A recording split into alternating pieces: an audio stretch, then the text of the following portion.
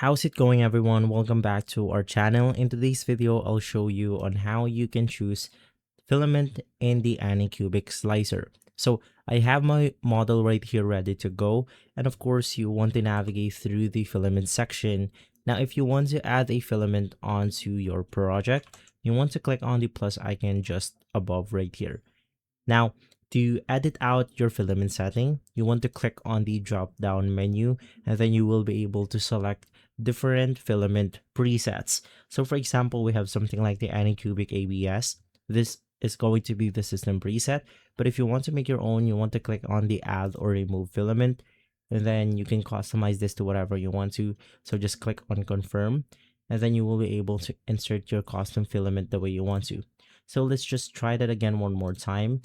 Click the custom filament, click create new, and then you have the ability to select a vendor, select the type of your filament, and then the serial, and then the filament preset right here. So that's how you go ahead and choose the filament in Anycubic slicer. You can also change out the color by clicking on the color icon right beside it.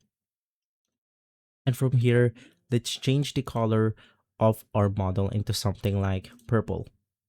Click OK, and you will be able to see the changes made right here. If this video has been helpful, leave a like, subscribe, and follow us for more videos like this. Thanks for watching.